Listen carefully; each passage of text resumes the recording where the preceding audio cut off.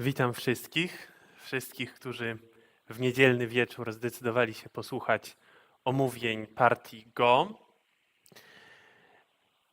Zaczynamy omówienia z sezonu 27 IGLO i w tym sezonie będę komentować partie z 3 grup A, B i C. I zaczynamy od grupy C. Mamy dzisiaj do omówienia 2 bardzo ciekawe gry. Trzecia partia jeszcze nie została rozegrana, bo omawiamy pierwszą rundę, więc powinny być 3 gry do omówienia. No to ta trzecia partia zostanie pewnie omówiona następnym razem, czyli za 2 tygodnie. No dobrze, to przechodźmy do tej partii. Tutaj Bruno gra czarnymi i Simeon gra białymi. Myślę, że partia była niezwykle ciekawa, więc myślę, że to jedna z lepszych partii, żeby obejrzeć do nich komentarz. Tak, zaczyna się od fuseki krzyżowego. Bruno od razu deklaruje, że chce grać na teren. Teraz jak białe grają hasami, to wychodzi. Ten ruch... może powinienem komentować po angielsku, przepraszam. To w takim razie wróćmy. Wróćmy i zacznijmy wszystko po angielsku. In this game, Bruno took black and Simeon took white. We are reviewing in English. Simeon is Ukrainian, I think. So better to review in English. This was a very interesting game. I think one of the best to watch a review of. Like there is really a lot to learn from it. Bruno starts with a cross opening and declares that he wants to take points from the very beginning, and then after white spincer, black plays this attachment. This is an unusual move. When we want to run out with that stone, we usually use a diagonal move, kosumi. But also we don't need to run with it right away. We can very easily play somewhere else. Yeah, this is a big move, but there are also other big moves on the board. However, locally, probably this move is best. If white jumps, black can also jump. White jumps maybe, then black can take the base. Yeah. However, when black plays the attachment, white already gets stronger. So if now white plays here, white already has a strong shape, but white also has a better option. White has an indirect way to strengthen the shape, to erase that weakness. White can play this kick, and if black goes down, already the cut is not such a serious of a problem. White can play from the other side, and if black tries to cut, white can simply place like this and that. Well, and black is about to die inside.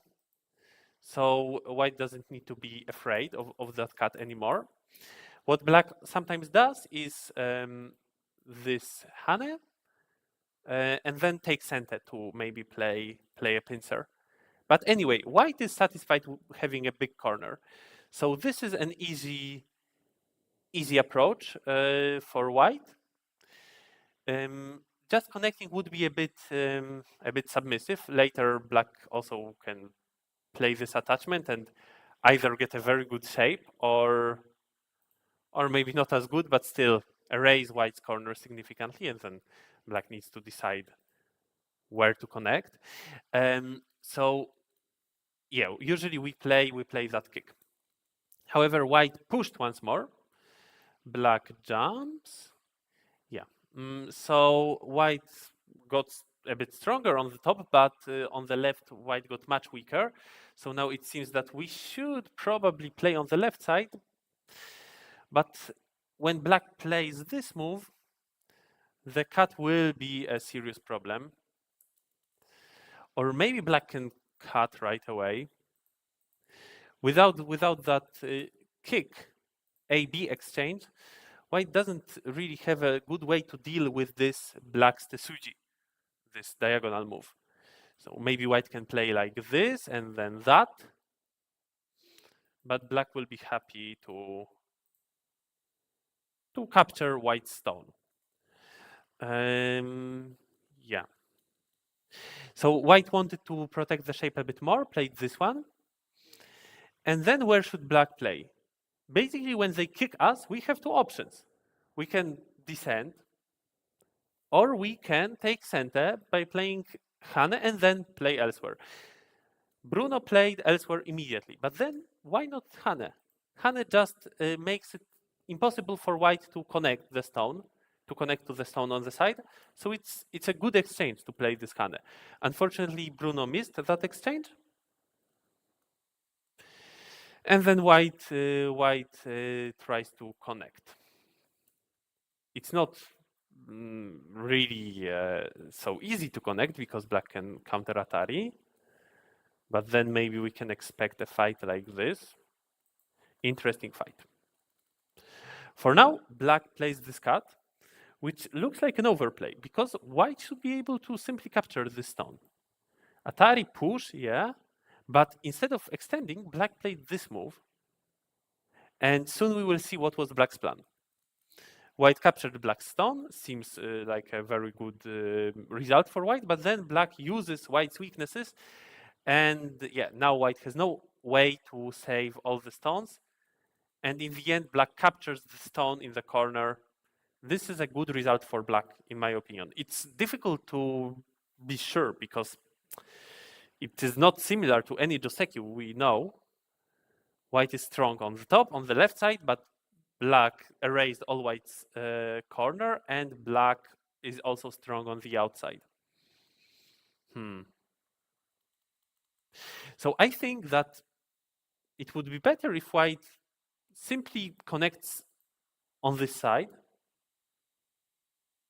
And even if black plays this Atari, for the future, white has an option to try to connect or to, let's say, play like this. But also white doesn't need to do it right away. White can, for now, just build a shape on the side or just play away. And for now, white can be just very satisfied with a big corner and with this AB exchange, which makes white's corner much bigger. So this should be good result for white, but like this, black realizes his goal. Black manages to split white. This was a success for black. Maybe better for white to connect here, though then white is still split. But all right, white has a lot of points, and still white is not too weak. So I would connect.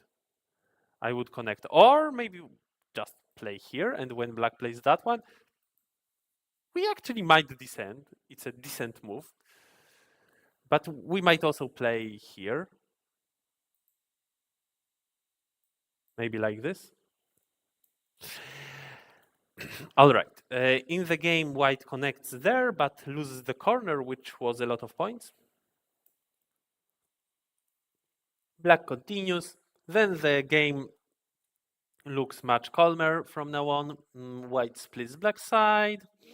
I think it would be more usual to approach by playing the shoulder hit.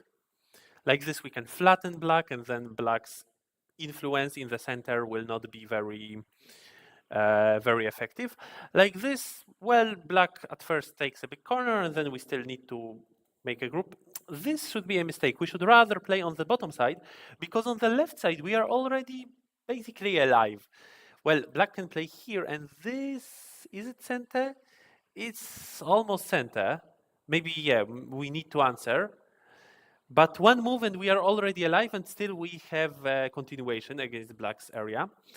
But if we play on the left side, then we are under heavy attack on the bottom. And even if we add a move, we are under heavy attack. So probably wrong direction chosen by white. Then black approached. Yes, white approached. All right, makes sense. Yes, also a natural move. White tries to expand the top side, but this was very big. Black hits a weak point of White's shape. White descends, yes, to be alive, and then attack. And now one interesting thing happens. White tries to somehow harass Black's weaknesses, attaches, and manages to build a group in Black's corner, take a few points, but in exchange, Black gets stronger on the bottom side. Who is this result good for? This is very important. This result should be better for Black, and I would say much better, because there is a weak stone of White on the bottom side, and after that action in the corner, that stone is very, very weak, and we built a group next to another group which was already completely alive, very strong. We took additional 8 points from that group. And did we need those points? We did not. That group is already alive. It already doesn't need more points, doesn't need more 8 more points. We should play from our weak stone. Attach. Black plays Hane, extend. Or maybe not. Hane. Let's play Hane. Because we are a guest in the opponent's area. We need to play flexible shapes. So Hane is a good choice. If Black connects, maybe double Hane. Maybe like this. Then attach again. I would say go up, though we might also consider a crosscut. Let's say go up. And we build a group. And we will live. We will run. We will run away. That's not really a question if we will manage. Or maybe let's not play that double Hane yet. Let's start with this cut and let's see what our opponent does. Atari, we descend. Maybe Black tries to split us like this. No, this should be too risky for Black. So it's not easy to deal with those moves of White. Maybe Hane from below connect. Well, possible, but White will run. And perhaps White will manage to just make a base to live and get 6 points from the weak stone, not from the strong stones. So this would be much better for White. And this is not a success. If you look at it, it's not much different than just playing here. This result versus that result. And also see, here White finishes in Gote and Black is already strong. Here White also finishes in Gote if Black now plays away, but Black is still weak. And or if Black answers, then well, Black has a few more points, but White has center. So this would be much better for White. But best to play from the weak stone.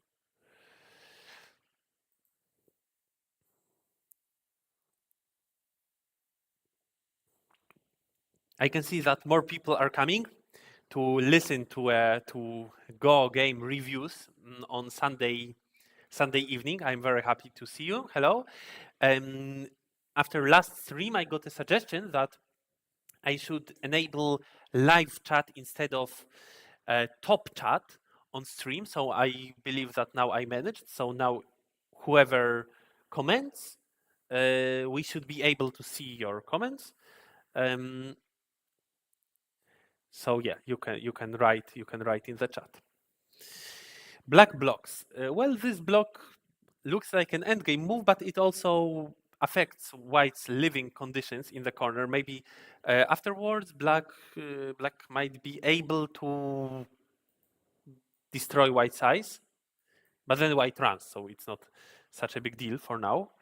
Or maybe even play one step further and destroy White's eyes and points.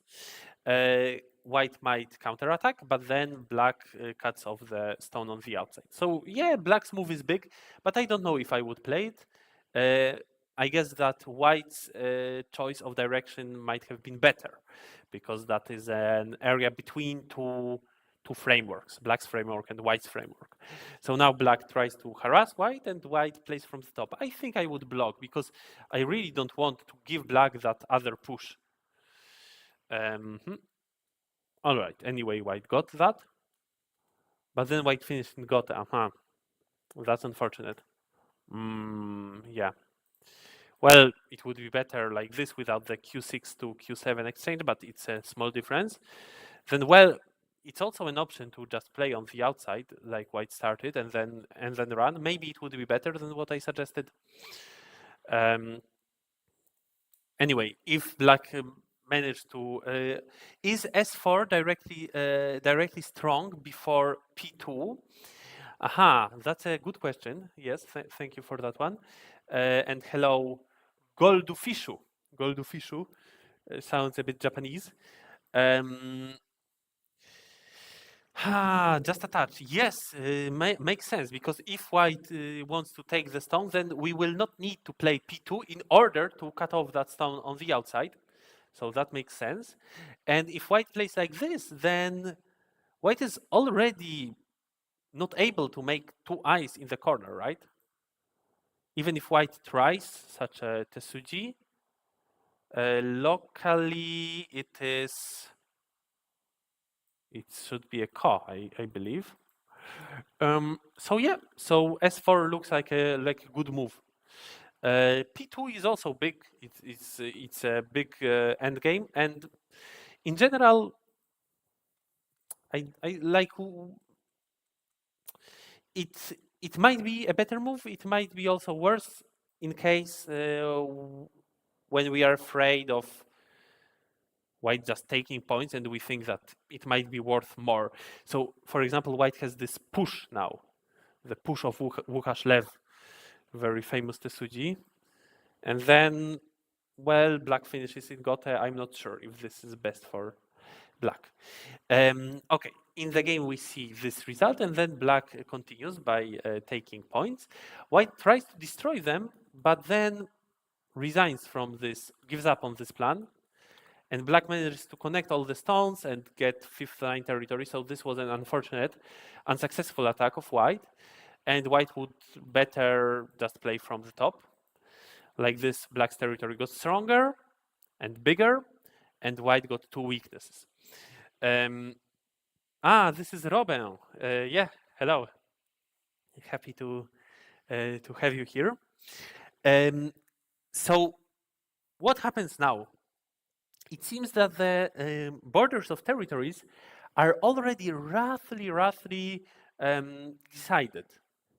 We don't know how it will be on the top. White tries to make a big moyo there, but it might be already a good moment to try to understand who is better in this game and make our next decisions accordingly. So let's try to count points. Black will easily have 30 here, 40, 52, let's say 67, 70, 80. Black should easily have 80 points. We can write it down. Let's write it down that black has 80. And now let's talk about white. On the left side, white has 10, 15, maybe 20, up to 20 on the left side. Here, of course, 8. 28, 34, and we don't know how much on the top. But let's be generous and let's say that all these are points. So here 12, 24, 36, 43. 43 plus 20 plus 34, it's 77. White has 77 if all that top side becomes white's. And now it's black's turn. And well, yeah, white has some additional potential here, but black also has a lot of additional potential on the bottom. So what should be black's decision? just jump. If white doesn't answer, black will erase white's area quite much. So white probably cannot afford this. And also keep in mind that there are these weak points in white's shape. So white will rather answer. And then black pushes and pushes. Maybe like this. So now white got a bit more than those 77 points. White has a bit more than 80. But look at black's potential on the bottom. It grew so much. It should be a very easy win for black like this. It should be a very easy game for black. We already talked before that probably the result in that corner was better for black. Probably what happened here was in black's favor because white made points from already living stones and made black stronger against his own weak stone. And then on the right side, also black should be satisfied with the result. So black is better. And now we counted points and it seems that yes, we just need to play calmly and we will win the game. So we don't need to make anything risky. Just play from our weakest group, the only weak group of black, to erase white's area, and then in exchange build the center and the bottom side for black. And black should win. But in the game, black played a bit sharper. Black cut here. Of course, this is also a valid strategy. It looks very risky for black. Now white's 3 stones are cut off, and black might get a much better result if black kills these stones. So black goes into this ambitious variation. Then jump. I don't know why jump. Play this one. Like the 3 stones are anyway dead, so care more about what happens in the center. But anyway, black plays this jump, but then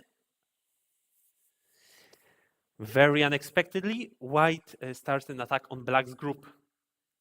And well, black got more points, but if now this big black group dies, then probably the game is good for white. So black tries to fight, but well, what is unfortunate is that black's eye in the corner is to be taken only in gote. It's not possible to take that eye in center, right? It's all a gote eye, So black tries to play something on the outside. Maybe also white should care a bit more about killing in a good shape and like going maximum. There is no weakness left after this move, so it should be better than that one. But anyway, black is dead now, and it seems that white succeeded, and white should win this game easily, right? However, black finds a nice squeeze around here. Black connects everything, and then black plays Atari, Atari, Atari, connect. White captures the stone, black blocks. And now if black blocks his territory, if white blocks his territory, black also blocks his, and who is better? Again, we need to count points. Let's try to be fast, maybe not completely precise, but fast. So let's just say that up to here, white has 50. More or less, right? Maybe a bit less, but maybe with this it's already 50, 60. Then let's count here. 70, 80, 90. White has 90 points. 105 plus Komi. So white has 110, maybe up to 120 because we didn't count very precisely. And now let's count black. All right, how to do it? Maybe here we have the line of 10, right? So let's say that up to here, black has 1, 2, 3, 4, 5, 6, 80. Of course, a few less because there are also black stones on the inside. So up to here, let's say 80. Up to there, 90. Then 100, 110, and then still 30 more. So it seems that black has 30 points advantage.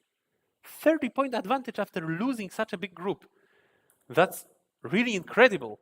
How is it possible? Well, suddenly black managed to enclose a very big center. And also those 3 stones died, which black tried to kill in the beginning, and black had an advantage from the beginning. So apparently losing that group doesn't mean that black loses the game. If white understands this, then I believe that white would play a bit differently. And when black plays this Atari, white would really try to kill black in the best possible way. And if white realizes it, then white can play such a move. Black captures, but white captures back. Black plays Atari, but white destroys that eye. Black might try to create a second eye, but will black manage? Well, we don't know. Difficult to assess. But if white knew that black will be winning by 30 points, if white captures the group on a small scale, then of course it would be a better option for white to try to kill it on as big scale as possible. Yeah, very incredible what happened here. But I believe that black also might have not understood that he is ahead. Okay, in the game, white tried to destroy black's area, but then white to destroy black's area, but then black also destroyed white's area a little bit, and then still blocked the center. And now white plays this cut. Why does white play this cut? Probably because white realizes that what white got might be not enough. Otherwise, why would we play such an aggressive move? We would rather play endgame. And then what black did? Black tried to fight against this move instead of simply answering in the most intuitive and peaceful way possible. Black could play like this and simply win the game. But black plays this Atari. Push again. And then suddenly black's corner gets destroyed. So where black had 15 points, white gets 10 points. Black still tries to cause some trouble in white's area, but completely fails to do so. Unfortunately, white simply protects everything. And then the game becomes already difficult for black. Black lost really a lot. Why did it happen? How did it happen? It happened between black didn't understand who is ahead. So I think that this is the best lesson about when we should count points. Maybe let's just go to the end of the game because it will end soon. Right now, white should have a slight advantage. And then black tries to play very sharp, starts a ko here, and both players apparently have many threats to this ko. But in the end, white manages to win the ko and to lose the ko, but play this big threat and capture black's 4 stones. So in this ko, white probably earned even more. However, both players played minus threats, lost by playing their threats. So a bit difficult to judge, but probably white even made the advantage bigger, even though, well, black also got something in the center by capturing those stones. So black might have played peacefully right now. Black might have played just like this. I think that the biggest is that move. It's almost center. Maybe white needs to answer. Yeah. But then probably white would have a slight advantage. I believe white would have slight advantage. So what I wanted to say, this game is a painful lesson for black about when we should count points. First of all, when we need to make a strategic decision. And already, like in the opening, there is no point in counting points because there is always a lot of influence, a lot of, and not that many sure points. So it's difficult to judge anyway. But when already the borders of territories are more or less drawn on the board, we might start counting points, especially if we want to decide that maybe we should reduce, or maybe we should invade, or maybe we should start an attack, or maybe we should play peacefully. Then we should count points. So if now black counted points, black could play just peacefully, and the game would be good for black. What black did was not bad, but it was risky, and it is unnecessary to play risky moves if we are ahead.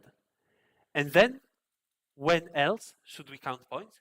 We should count points after every big exchange to adjust our feelings about the game to our cold calculations. Because we might feel we lost a big group, it's terrible, we need to play very aggressively. But if we count points, we might realize actually the game is close. So I certainly shouldn't do anything too crazy. I need to play very precisely, and maybe I can win the game in the end game. Or maybe we're completely off, and we are in fact ahead. And then we can actually play very calmly and simply win the game. But if we stay with our emotions, then we are prone to making big mistakes, like black did right now. So this mistake of black made it possible for white to eventually win this game. All right, this is it about the game. I think it was a long review. So let's move to the next one.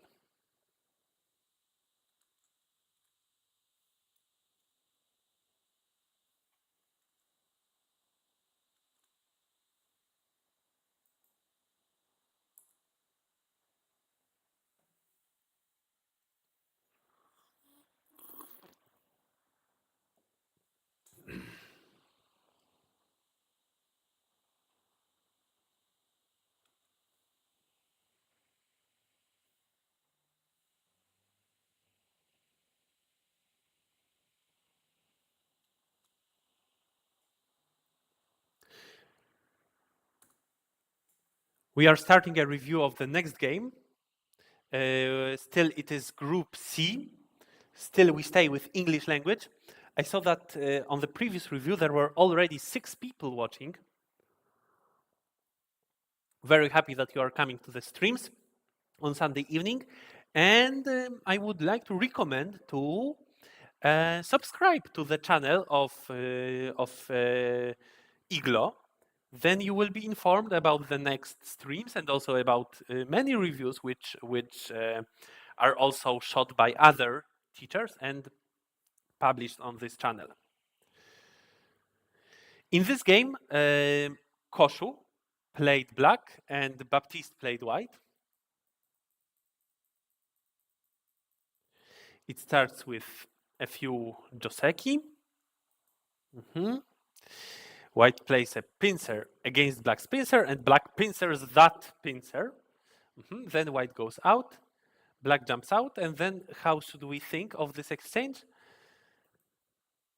Doesn't change much, but I think that rather better for black, because if white plays at A, black answers at B, no matter what happens on the bottom.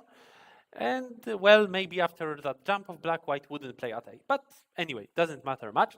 White plays in the corner, makes a base. Yes, makes sense. Maybe it was an idea of white because white was afraid that if he starts with Kosumi, black would play from the corner.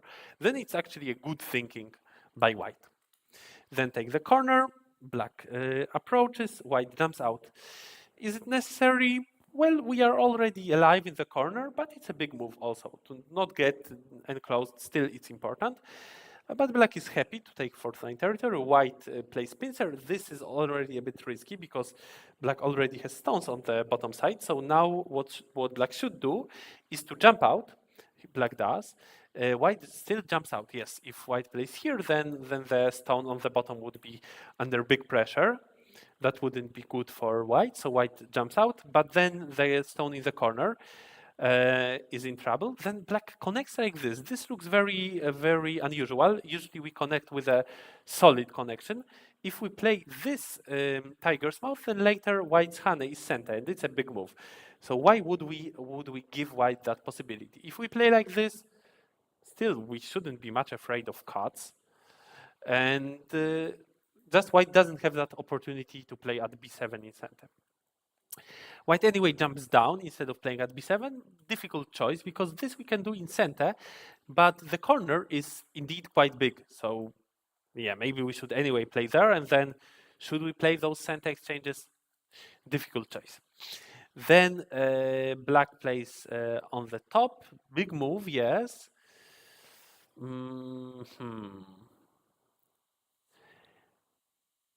Maybe I would play here because there is a big area on the right side which we could expand. Then white plays these exchanges. Yes, makes sense. And where should white play now?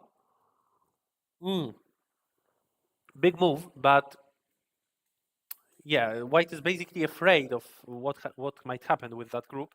I think that I would not, and I would play around here. If black plays this one, white can simply go to the corner. And if black takes the corner, then white can play here afterwards. So now black builds a big moyo, white tries an invasion, and then, well, this is an interesting move of black. We could also play like this, it's also good, but after this move, we might be able to connect our stones, so we will not be afraid of what happens with these two afterwards. So makes sense. However, we need to keep in mind that white has an option of going up, and then our great plan might actually not work as expected because white gets strength against those two stones. Yeah, but then white tries displacement. White was actually preparing for harassing black's shape already for a long time. I believe that this was the idea of playing all these moves. And what should black do? Well, black should connect the stones. Yeah, white will be able to destroy black's points, but black will be strong. Black will still have a base and will get the outside influence. So black doesn't need to be dissatisfied with this result. I know that we are often emotionally attached to our extension and we think that, oh, here we should have a lot of points. It looks like 10 points. So when white plays here, we should attack that stone. But this is not a good thinking. When our extension is on the fourth line, then we shouldn't really expect that we can take a lot of points from there. Well, maybe we can if we spend another move. But usually the idea of playing fourth line moves is not to take points from them, like maybe in the future, maybe one day, but in general, the idea is to have an influence towards the center and the possibility to maybe in the future take points. So if white is the first one to go in, then certainly we need to agree on that. We need to let white take away our points. If we start a fight, then white played actually very well, and yeah, black collapsed. White plays here. Now black has the last chance to find a peaceful solution to the whole fight. But instead, black wants to fight against white. And then white plays this Hane, which cuts off black's two stones, and it looks very bad for black because white can have more than 20 points around here, and what black gets on the outside will not be as valuable. Black cuts, so black still fights. So this is too crazy already. Black should at least connect now and understand that, yeah, we lost something, but we can get something in exchange. But instead, black fights full power, but then white manages to harass those other stones of black. This was very well played by white, I need to admit, and black is in deep trouble. So now white should play here, black here, white here, black here, and black captures the stones, gets a lot of points. White played a bit inaccurately. White played this one, which gave black an opportunity to T2 connect here, and then again white played from the wrong side. So at least black didn't give away that K1 stone to K2 stone to white, but still it's a big success for white, and well, anyway, it's quite big for white to continue, because actually black's group might one day be under attack. But for now, white doesn't do it. So, well, maybe this makes sense. If there was a risk that black plays there, then maybe better to not play like that, because this would give away center, and then black might be able to run out. So white was afraid of that, so white didn't want to give away center, and now enclosed that bottom side of black. This is already a very, very good result for white. And afterwards, black tried to live. Black tried to do something to attack other groups of white, or make a big moyo. Yes, so this was black's plan actually, but then white fought also quite well. I don't understand this extension. We could simply go up. This would be better.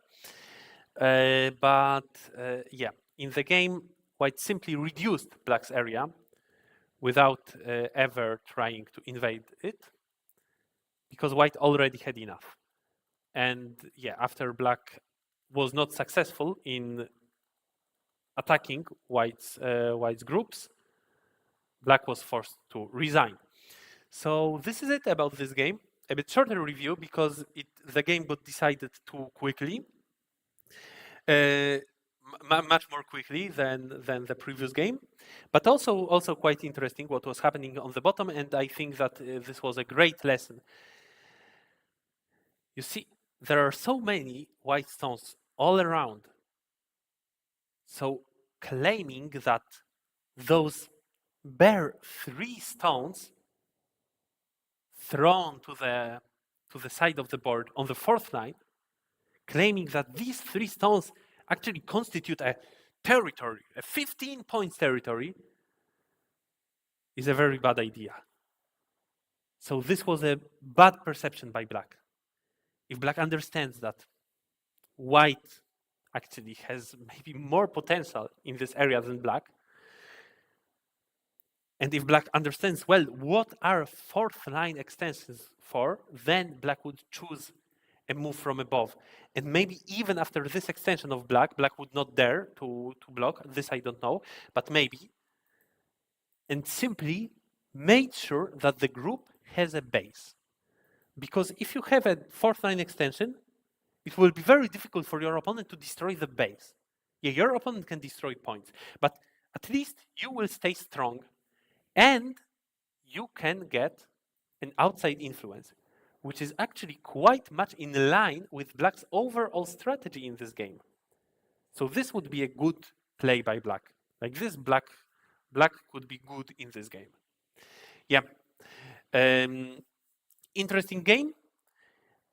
This is it for now about Group C. We will go to Group B. So let's move on.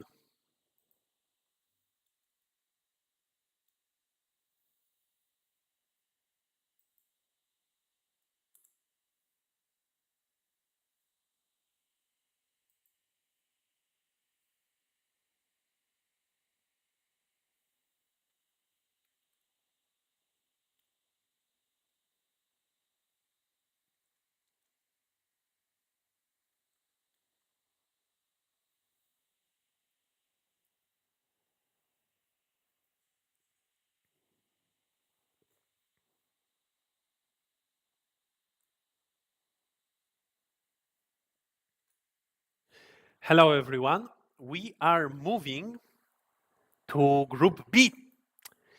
And this is the first stream in this season of IGLO. We are reviewing games from round 1.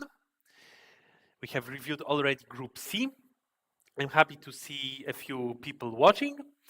I recommend to subscribe to the IGLO channel so that you can be informed about all the next streams. The next one will be in 2 weeks. All right, and we stay with English language because I review a game of Przemysław versus Timo. In this game, Przemek takes white and Timo takes black. This is the first time I review a game of Timo because he, I think, is a quite new player in IGLO. In the previous season, he was in Group C and he managed to go up. So now Timo is playing with Group B opponents. Let's see how this game goes. Yeah, white splits black side. Reasonable move. We get a possibility to extend 2 space to one side and to the other side. And of course, also black has a possibility to play from each of these sides to force white to go into the other. And what is your intuition? Where is there more? Which move is bigger? Playing here and forcing white to extend here, or the other way around? So my intuition is like Timo's, to take the corner. However, then that other corner group gets weaker, and actually from that wall, we could also make a lot of points. So I think that the other move would also be good. Difficult to choose between these two. In the game, we see such a play, and then black adds a move. This is a bit slow, I would say. Black shouldn't be too afraid yet. Maybe better to play to the outside, no? Why should we take the points? I mean, taking points is not bad in principle, but maybe in this stage of the game, the outside influence might be more important. Are we afraid that white goes here? I wouldn't be too afraid. Then black can attack white's two stones quite strongly. So, yeah, black plays this one, and white jumps up. Well, calm move, steady move, but I am not sure if we need to be so afraid. It would be also a good idea to simply play on the bottom. The cornerstone is still naked. No one played next to it. Or maybe we should play around here, because this is both expanding our top side area and helping indirectly the group on the right side. White jumped, black peeped once. All right, we can peep once. And played on the bottom. Of course, big move. White answered. Black continued, yes. White played the most common Joseki, makes sense. And kicked. A big move, but again, maybe a bit more is to be taken with this knight's move. We will later see Timo playing a push over there, and we will see that it was a quite annoying push. A kick. What should black do? So the general rule about kicks is that after kick we need to go up, but then look, black plays a move, and white already answered to this move. White already has a stone at B. Does it make sense for black? And also, if you think of it, if we don't play around here and give white another move, white's shape is a little bit over-concentrated. White has 3 more stones in this corner, and still the shape is not that effective. So it is a good choice to not answer, or to answer indirectly, to play another 2-space extension. It's actually a well-known opening theory, so well played by black. And then what to do? What should white do? Well, this is a big move, but not necessarily the biggest. Maybe also playing from the bottom might be better. Well, here, maybe playing here, because if black plays there, then black expands the bottom side and attacks our group. Maybe playing on the top, but white decided to play in black's corner, destroy black's points. Interesting, but there is one thing I would like all of you to remember from this stream. There is this move. Actually, this is a proper way of harassing black's shape if we already have a stone on the other side. Then if black plays here, we can simply take a lot of points, and still there is an agi in black's corner. If black plays this one, then we can very comfortably live in the corner. Actually, if black plays this one, it's also possible to try making life in the corner. Black might play here, and then let's say such a continuation. Can we? Maybe we cannot, because black has a stone at g3.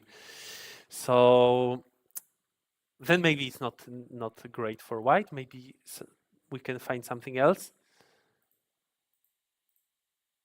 But then black is strong on the outside. So I think that if black plays this kick from the top, then more commonly we would go towards our stones. Now black will not play here because we will live very comfortably. All right. And yeah, of course, also if black plays this one, we can simply connect to our stone. But in the game white attached,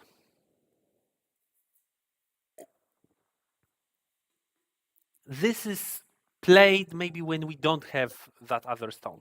This attachment is sometimes played, but if we have that stone, we just have a better option. Black played from the outside. Aha, so usually after black plays from the outside, white plays here. This gives white a possibility of making life in the corner. Or if black plays like this,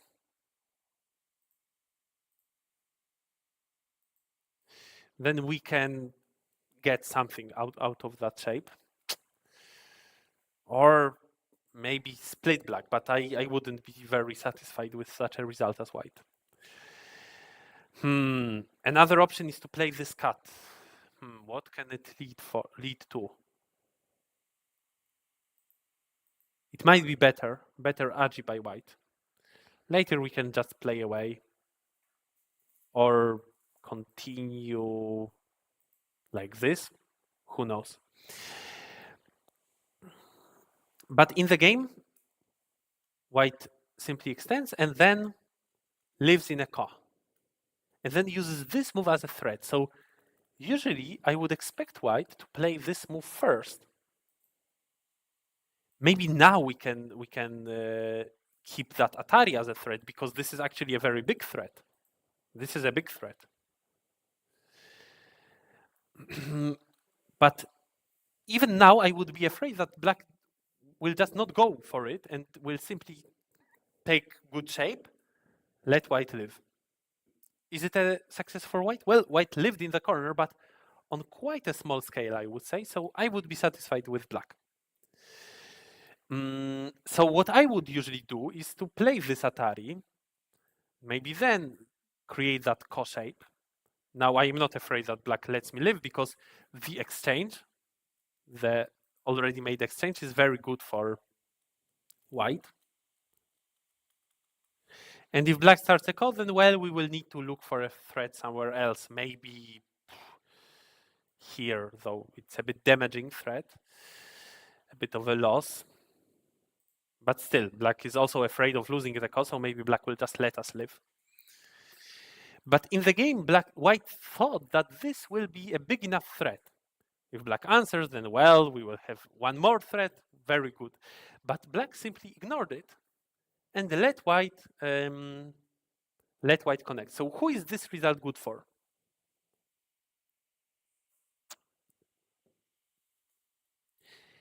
I wonder what white thought during the game, because this was kind of all according to white's plan.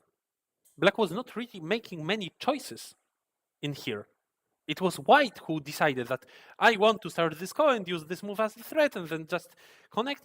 And white might think that it's good. White took a few points and erased black's corner a bit. But this is a completely wrong way of looking at the situation. So let's compare this result with the result after that move which I suggested. In the game, white finished in gote. Here, white also finishes in gote. Who has how many points? In this variation, black, we might say that black has a few more points. How many more? Maybe 4 more. And white has maybe 3 points less. So it looks like a 7 points difference, which would lead us to a conclusion that actually the game result is better. Because here white managed to cut black's stone and go even further into black's corner. We need to keep in mind that actually in the end game, black has a possibility of playing this in center, or maybe if white connects, then well, yeah, playing like this. Let's say this is the final result. We might think that black has a few less points, but black is much stronger. Now black's group is completely alive. Black has more stones on the outside, a very tall wall. Moreover, there is a little bit of weakness in white's shape. For example, black can play this in center, which means that moves around here might become center for black, which might be useful in a fight, in some future fight. So in fact, this result is very good for black. It's much better for black than this result. I know that it might be not obvious intuitively for many of you, but if not, then look at it and try to understand it. And maybe if you just play games with this result, with that result, and you see what happens in afterwards, then you might understand. Here there is so much agi in black's shape. If white tries to live, probably it's possible to live in the corner or at least cause a lot of trouble. And also, all these moves are center for white. They threaten doing something in the corner, but in the game, they are all gote. Black is super, super powerful. Yeah. Then black continued. Also, I am not sure if this was the biggest area on the board, so this was maybe also a white's little mistake. But then, yeah, then black continues. I think that as white, I would go towards this side because here black can get a lot of points on the bottom. So it's a reasonable direction of play. Like this, black played this turn. It's a very strong move by black because it also looks at future weakness in white's shape. We will see how black managed to use it afterwards. Then black pushed. And this is the next very important lesson from this game. Where should white answer? So white answered with a hane, because white remembers it from a joseki, that when black pushes here, then white should hane. But this joseki is played before black has that descent. If black pushes immediately and there is no that descent, then white can indeed play hane. And then if black cuts, white has two options. Usually we play Atari from below, but also we can play Atari from above. But now when black already descended, it's much different. It's much different. We cannot play like this because I think that we will simply die. Black already has 5 liberties, already more than white. So we simply die. We don't have that option. So we need to play from the bottom. And then in joseki, we would usually play this one, right? But now we cannot do it because we are already dead in the corner. We don't have that possibility of capturing black stone in the corner because black already played there. It means that we are forced to play here. So we don't manage to put pressure on black's group. And then black is very happy building a group on the top. So if black already has a stone, then of course we need to play a Colmer move. Play like this. Yeah, so this was just playing a joseki by heart, not understanding that the circumstances have changed. So here black gets a better result, destroys all white's potential on the top, and after this, it's already quite clear, also this is black center, already quite clear that black has an advantage in this game. Black finishes in center, plays the last big move maybe. Even if white now tries to erase black's area on the bottom, we can quickly count points. 10, 20, 30, because this is all black's potential, 45, 55 for sure for black. And how many does white have? 15, maybe up to 20, maybe 33, 40. And where are our 15 missing points? Here, black has still a big potential. Where is white's potential? In the center? It's so easy to destroy the center. Black can simply play here. No way to build any points in the center for white. So white starts very brave attacks right now. Last chance to just kill a group of black. By the way, black should just play here. Why should we play that exchange? But yeah, the game is basically easy for black. Yeah, and in the end, it is white who dies and not black. Just one final remark. Here, white has a possibility of playing this Atari. Black cannot cut. You need to remember about it. And then it would be a bit different because then white is locally not dead. So white can still simply make life. But in the game, it was not available, and white died. So a quick game here, but with very important lessons, both on the top, where we shouldn't play that Hane when black already has a stone here, and in the bottom right corner, where this attachment was not a recommended move, and the final result is good for black because black is so strong. All right, that's it about this game, and we will move to the next one.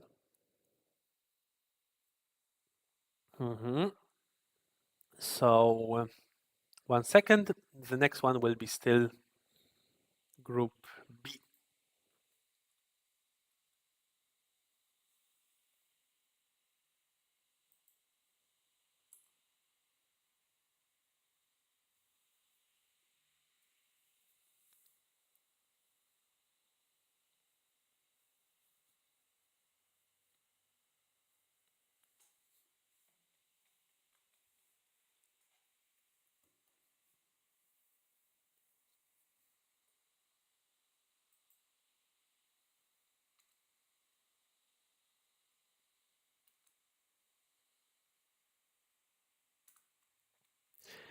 Hello everyone, we continue our stream where we review the first round of season 27. Here we are with Group B. We stay with English language because now we review a game between Milena and Maxim. In this game, Milena took black, Maxim took white. We already don't see Tengen as the first move by Milena, which was which we were seeing for many seasons of IGLO. Column Joseki here, then black grabs the corner, yes. I think that it might be a good idea to play here. The corner is quite big. But also should be possible to just play on the outside like Maxim did.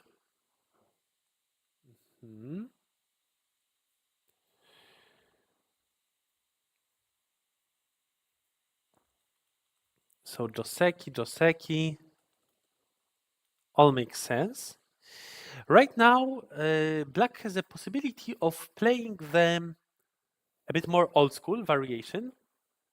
This move, I know that we might be afraid of starting this flying dagger variation, and we sure should be afraid because white has already a supporting stone around here, so it would be unreasonable to go into a difficult fight.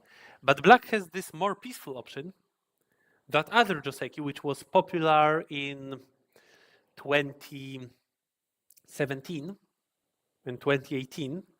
Afterwards, everyone started to play that cut, but we can also cut on the other side. Or if we are afraid, then we can start with this Hane and then play that cut. White extends, we connect. Basically, white needs to add a move. If white does not, well, then where does white play? First of all, this ladder does not work for white, but all right, let's say white plays on the top. But even if white can capture black, it is still maybe a good result for black. Black dies in the corner, but black gets really a lot on the outside. Oh, sorry for going so many moves ahead. So I was talking about this move. What white usually does is that connection, but then black can also play here, and it's a peaceful variation. Maybe we could say that white's shape is a little bit over concentrated. Or black has also other options. Black can try to start a fight like this, or play this move. It is actually, it might be the best one. White cannot capture the stone because this is terrible for white. White needs to play like that, and black looks so strange crawling on the second line, but the helping stone is very close. So I think that this might be the best option for black. Yeah, This was an option, but black simply pulled back, also possible, and then lived in the corner. Also makes sense, yes. We might try to create an algae in white shape, but does it make sense when white already has supporting stones? Well, I am not sure. So I think that the moves from the game were also very good. Calm opening. Where is the next big move? I think I would also opt for the top right corner. If white goes out there, then our stone at n17 might be in trouble, but maybe we can also play from above. Not sure which is better. This kick should be also good. If white tries to go out, we can simply enclose white. So yeah, good idea. I think that more common answer to such a shoulder hit is an answer from this side. Just good to remember. Good to remember this. And then we might play, for example, like that. Yeah. If we crawled, it's also possible, of course, but then what should we do? Maybe we can split white with such a move.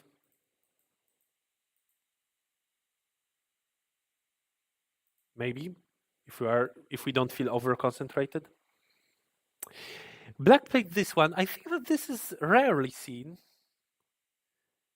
Giving white another outside stone for the sake of getting a few more points. I think if I was white, I would continue like this. White focused a bit more on building the bottom side, but this cut is actually quite big, so I would be satisfied as black to cut off that stone, and well, now black builds a big box on the right side. White goes up, black answers very simply. Yes. White jumps, also makes sense. Black jumps, yes, of course. Area on the, move on the border of the area of two areas, of black's area and white's area. White starts an attack on black's group. Of course, also makes sense. We already played at f6. We are already attacking that group. So now we try to get points using that stone at f6. What should black do? So black decided to run out. And this is generally a good guideline that if your group is weak, then the first thing you should think of doing is running out. It has many advantages to run out.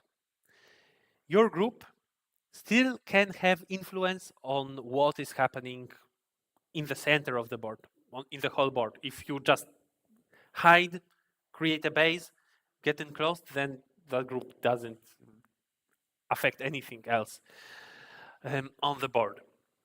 It splits your opponent. It breaks the line of stones of your opponent, which might be used for creating moyo, and it also might let you attack your opponent's stones. So it's a good idea. But here, is any of these reasons really valid? I am not sure. I am not sure, because white is already strong on both sides. And if we run out but we fail to make a base, then white might get more stones, which will help white to build moyos by attacking our group. If this diagnosis is precise, if it is correct, then maybe it's better to simply make base. This might be an how to say an exception from the general rule. But not sure if this is an exception. Maybe better to go out. Black goes out, white hides here, and then black played this bamboo joint. I am not sure if this was the best idea. Maybe better to play here. And if white plays Hane, we can counter Hane and go out with quite a good shape. White got more points on the left side, but we get a nice head of that group, which reduces white's area on the bottom. Like this, we give white a very useful stone. And now I'm afraid that slowly it becomes disadvantageous for black to run out with that group.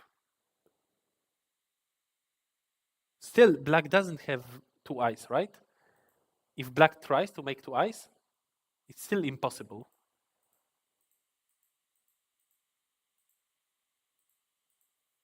So, yeah, so white now attacks black, and black needs to run because it's already not possible to make a base. So maybe better to start with making base, maybe this kick. And then we are free to reduce white's area with whatever move we like. Because it's already not connected at all to our weak group. Our weak group is already alive. It is there living on the left side.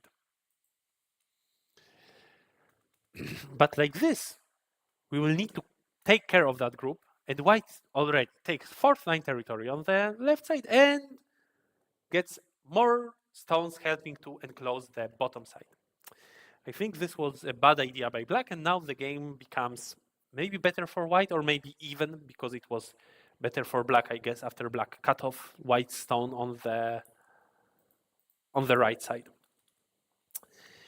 Yeah, then such moves, I think that fight is more important. White should still harass. Black will not have courage to right now ignore white's move. And white can get quite a few useful stones by attacking black. White can destroy black's potential of making moyo. So this was not as urgent to play on the top as it was urgent to play in the center of the board. But black still answers, oh, no, no, no, no, of course not. Black shouldn't do it. Black should expand the area. Then white blocks, yes, makes sense.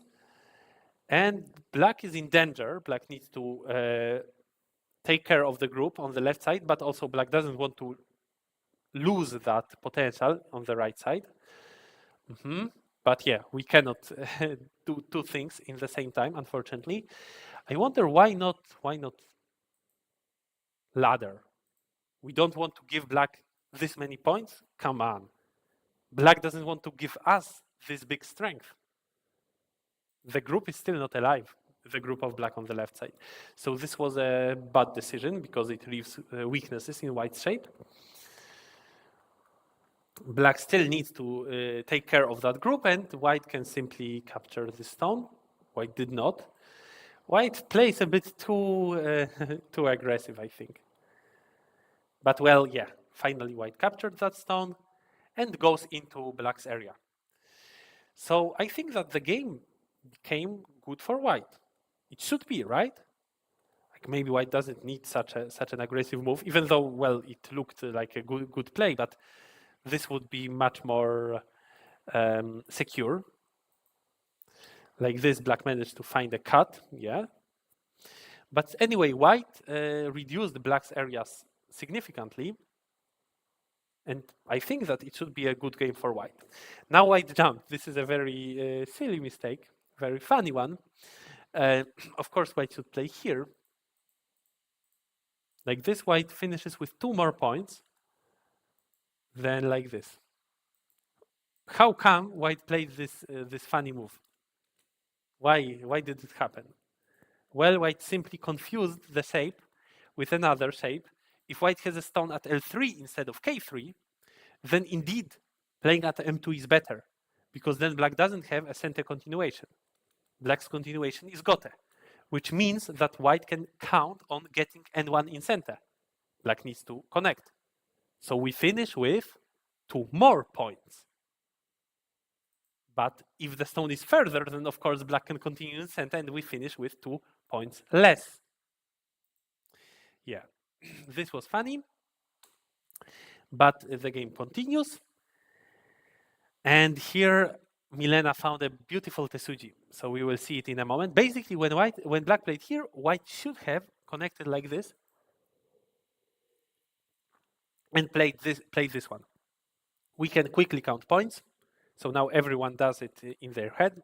I will not paint anything on the board, or will I? Okay, I will, because it might be difficult to see how to count points. The most important advice in counting points, try to see tens. So 2 times 5 is 10. 10, 20, 35, 45, 50. Plus a few, 55, 65, 75, 80. White has 80 points. Was it long? No, it was very easy. 80 points. White has 80 points. Let's remember it. 80 points plus Komi, of course, 86.5. And now black. Should be also easy. 3 times 19. There are 3 stones of black here, but 3 points additional there. There is one stone here, but let's say 1 here and then 3 more. So 3 times 20. 3 times 20, 60 points. 65, 70. And here, 80. So it looks like an even game. But white has a potential of capturing these 2 stones, right? But it's black's turn. It's black's turn. So black will play certainly somewhere around here. White will be forced to answer. So it seems like this is an even game, actually. I thought that it should be better for white, but our quick counting suggests that it is quite close. If it's quite close, then it's extremely important for white to not make such silly mistakes and lose 2 points around here. But from the flow of the game, I feel that rather white should be a little ahead. So I don't know. But in the game, white unfortunately made a mistake. Played here, trying to get more points.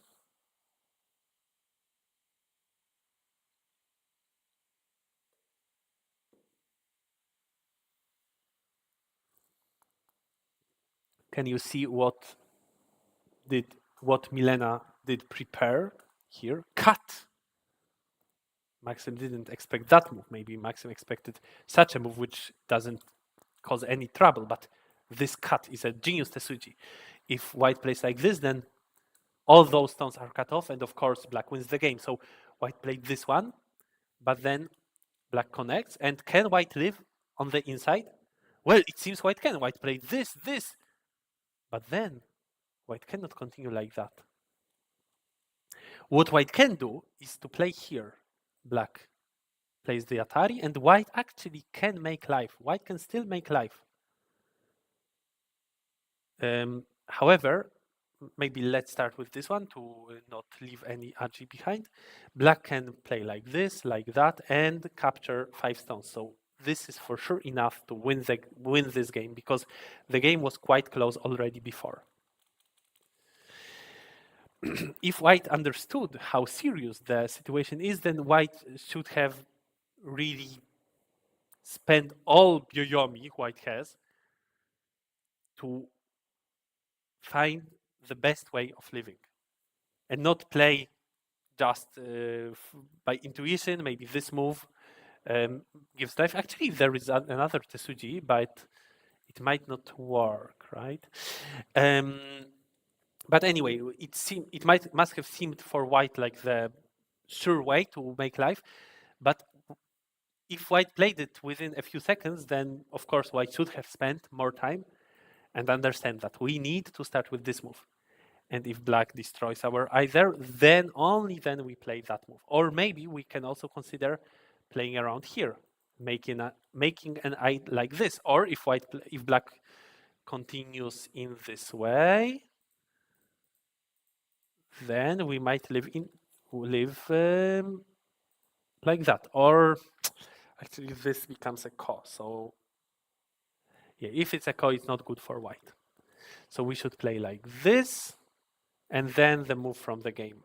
And if black continues with that one, then we can actually make life, luckily. Milena saw it, so you see, Milena played precisely here. She didn't play that one, which looks like a Tsuji, but it's a fake Tsuji. But she played this one. She found the actual Tsuji. And if white continued like this, maybe still the game was not lost. Maybe still it was possible to win this game for white. All right, very good lesson. And let's move to the next game. Let's move on.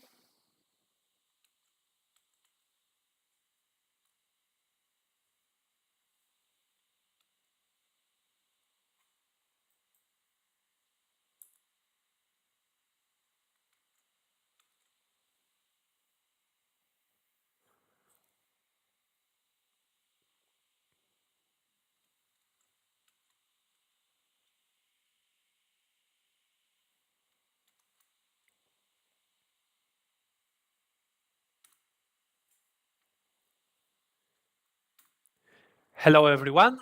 We are reviewing the first round of season 27, and we are still in Group B, and we keep English language because, again, we have a game of a French player, right? Warren. I am not sure if this is a French name, but as far as I know, Warren is from Grenoble Club.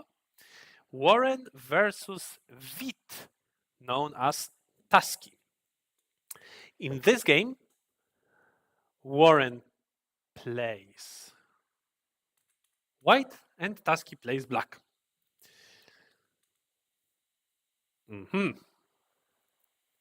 Complicated Joseki. Jump into the corner, possible move, and white plays this Hane. White has a few possibilities. The easiest one, and maybe the best, is to simply play here. Black can play like that. Black will not bump because then white's corner is more important, is bigger than black's outside influence.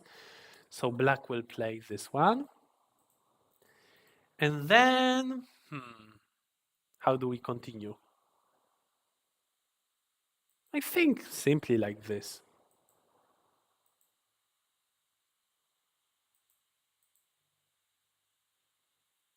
And then, like that, maybe. Who is this good for? Good question. So anyway, this is the simplest way, and it looks like the correct direction of play. Also, white can play like this, though I don't really like to give black those stones. But maybe we don't need to continue by connecting. This would be a bit slow. Maybe we can play on the other side. Take care of the outside. Then white has also an opportunity to play from the other side, and if black simply answers, white also continues. Looks also good for white. If black plays this one, then maybe we should rather answer for now and only then cut. Also looks like a reasonable variation. And white played another move. I played it in my Grand Prix final game against a very strong player from the Great Britain. Oh, sorry, I forgot his name. It was one of the Chinese-born players who have the title of 5-dan, but they are stronger, and they play only in the British tournaments, usually in Europe. So I played that move, and he descended. This was a strong answer. What should white do now? I think that white should block and go into that fight.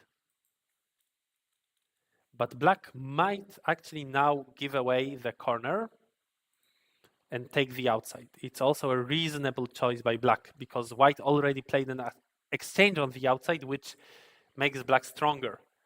Later, we need to remember about that annoying agi of the move at A for black.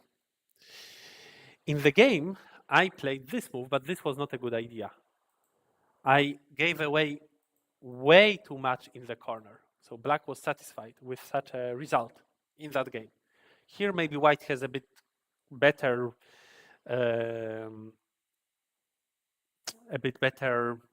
outside stones, enabling building a moyo on the left side, but still probably not a good idea. This descent is a very sharp move.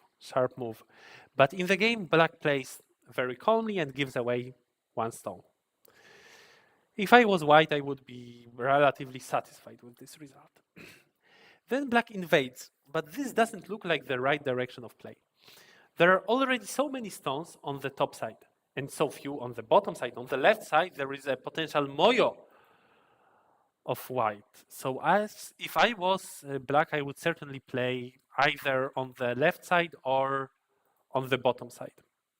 And this move, to me, it seems that it is just gote. If I was white, I would simply play elsewhere and expand the moyo in the bottom left quarter of the board. White attached from the top. And then what black should do? I think that keeping in mind that the top side is very boring. It's not interesting for anyone because black already has a living group in the corner. Moreover, this group is not easy to attack anyhow for white, even if white plays around here. White doesn't have any continuation. Even if white tries such a Tesuji, I don't think it's much scary for black, as black has a possibility to simply make life by playing to the other side. So the top side is very boring. And having this in mind, if I was black, I would choose this continuation. White might Atari, go out. But this is actually a valid way of playing. We didn't have it in our human Go theory back in the day, but right now it's already a common joseki, we might say. Maybe like this. Maybe black continues. Yeah, something like this. Black gets a strength towards the right side and gives away the top side, which is very boring, very boring. But black cared about the top side, and it was certainly a wrong direction of play. Then white pushes. Well, black can simply answer, and that's it. But black tried to do something more active and then cut. But this didn't work super well for black, I believe, because white simply captured the stone and, well, what is black doing here?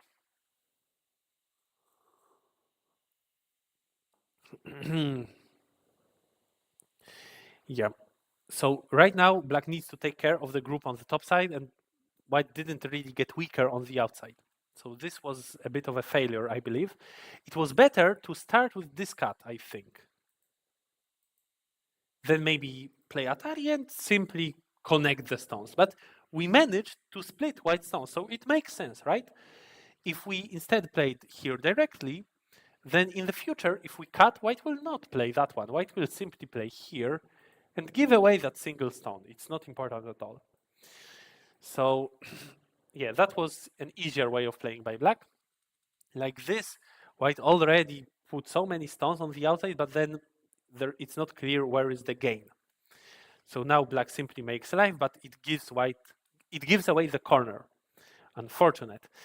This move looks a little bit like a wrong shape, but I'm not sure. I think that I would play here. This leaves some weaknesses, doesn't it? I think it leaves some weakness. Maybe one day in the future, black might, for example, play like this and that and go out. Maybe first black would exchange that, and then, well, it might be a problem for white, depending on the outside. For sure, right now it's not a problem, but in the future it might be a problem. And in the end, black was forced to simply connect on below, and white got center. If I was white, I would rather play a shoulder hit to not let black disconnect white stones, because white is still a little bit thin. Black obviously does disconnect white stones. I think that usually we jump in such a situation. It's a better shape. But white had a plan to play Hane. All right, also makes sense. Also a valid way. Black played Hane. And well, white got a lot on the right side. It's fine, but it might be a little bit risky. What if now black tries to kill our group? Are we sure that we can live with it? So if I was white, I wouldn't play like this. I would play from those stones. Anyway, white managed to reduce black's right side completely, right? So why do we need something more? To take points there, but give black outside the influence? I think it's not a good deal for white. And I would be certainly afraid of black playing something like this and then that. It might end tragically for white. But black played a bit too calmly, I think. And then, yeah, white simply lived. Black got the outside, but white simply lived. This peep. Interesting move. It's natural to simply crawl, but it might be better to play a peep. Who knows? Well, yeah. Right now, black doesn't completely have a base, so it makes sense. It seems that the game should be better for white, right? Because first black tried that action on the top, then on the right side, also white made a lot of points, and black failed to attack the group of white in the center. We can count points. I would say that on the right side, white has 20. On the top side, white has 5. On the top left side, white has another 10 for sure and big potential. So it's already 35, then one corner, 15 points, it's 50 plus Komi plus a lot of potential on the left side. And black has, on the top side, black has 20 plus a few. And then what? Maybe 5 points on the right side and the center, 25. Some potential on bottom side, but even if that potential is as valuable as white's potential on the left side, it seems that black still is 20 points behind. Anyway, black doesn't resign, doesn't give up. Here, it was a bit unexpected what white did. Why not simply extend? But still, white takes center and plays on the left side. Then black starts an attack. This was unexpected. Usually we extend. Even if black can make life in the corner, it's better to extend. Black doesn't live big, and we take center. But white secured the corner, giving away the left side, and then white missed a bit basic thing. Here black has a cut, and the corner dies. This was a tragic finish for white, so white in fact should now protect that weakness. Yeah, white missed that weakness.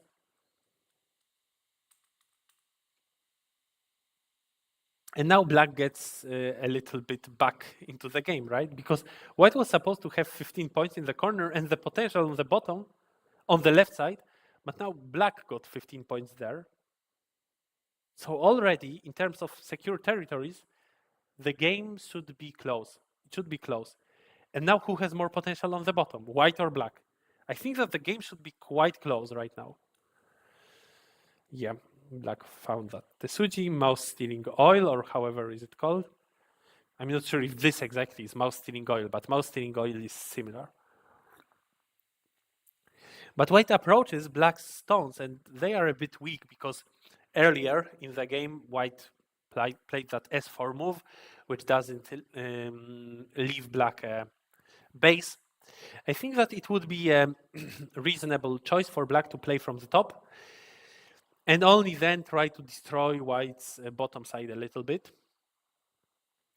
But black played directly on the bottom side, also reasonable, but a bit risky, of course. Now we are enclosed. Maybe we can play here right now and go like that. But of course, it won't be easy for black. Yeah, so now black tries to split white, but black needs to take care of his own life at first. Yes, so black managed to take care of that. Yeah, that's true. But then white gets the initiative on the bottom. And as a result, white failed to capture black. All right. So in the end, black's strategy is successful, I would say. If black lives and doesn't die with the other group, maybe white should rather play around here.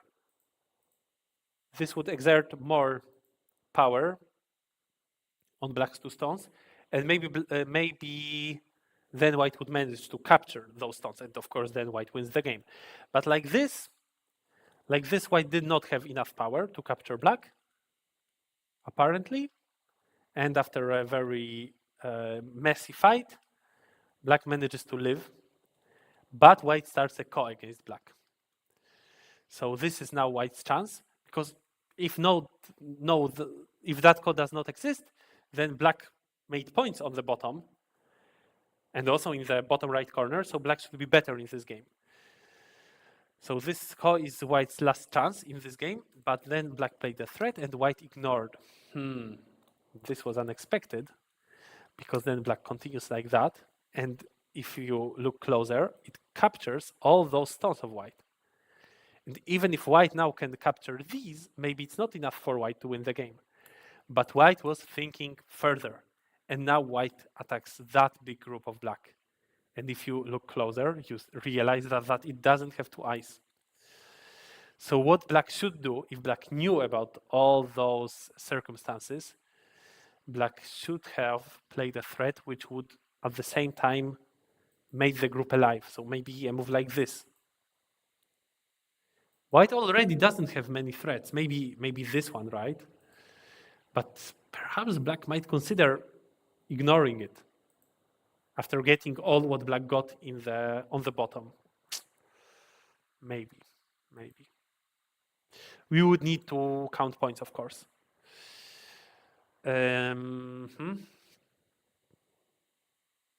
Yeah, or maybe a threat like this might be enough if white ignores.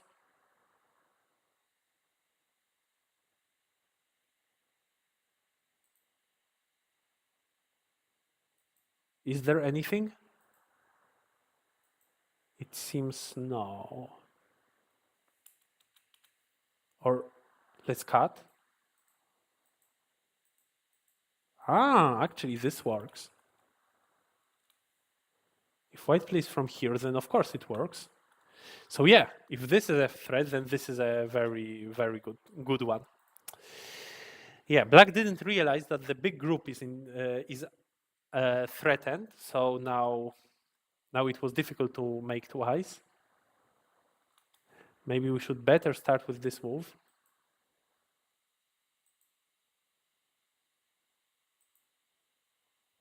But still might be not possible to make two eyes. So in the game, black locally died. Black managed to also kill white locally. This was a good. It was a success from by black. But right now, black doesn't have enough liberties. White can simply start taking away black's liberties and win the capturing race, or at least start some strange ko, or like at least it's a seki, right? But with this being a seki, black would need to live with the outside group to win the game. So for now, white doesn't do that. White plays on the outside. Black needs to answer like this. Black needs to fight for the integrity of that group, but black played differently, and then white cut that group off, and then of course white wins the game, despite black capturing that bottom side group. Yeah, so that's it about this game, and we are finished with Group B. We will soon move to Group A. So see you in 2 minutes. I am back in 2 minutes.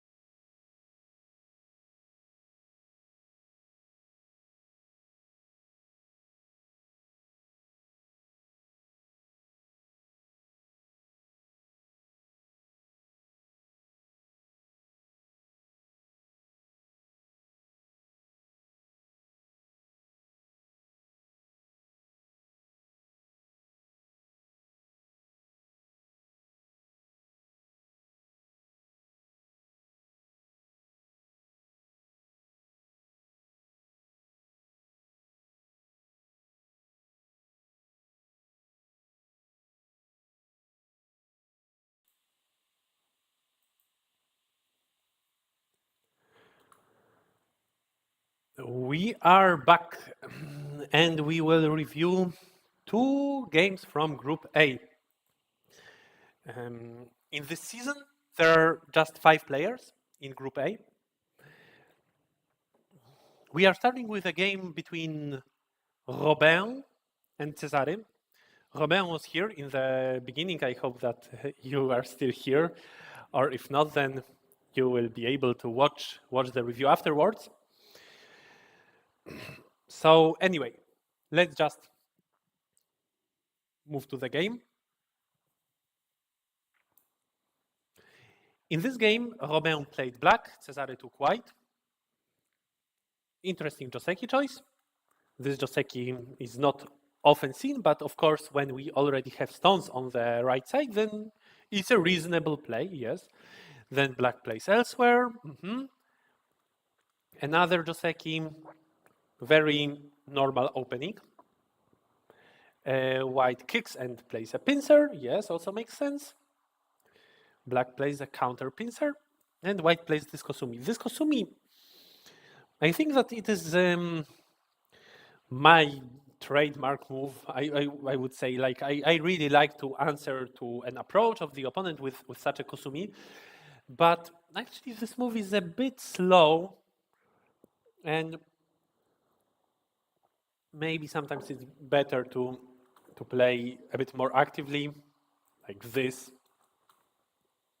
Attach, if we are not afraid of a counter attack. Maybe we are not. Are we afraid? I would not.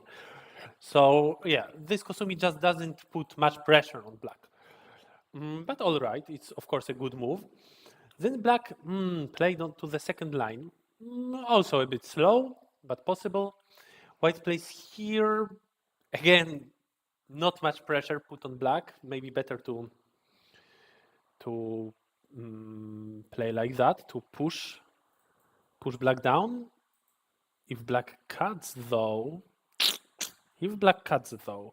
is it good? It might be risky, but also risky for black. Anyway, white hoped that black answers to that move, but black didn't.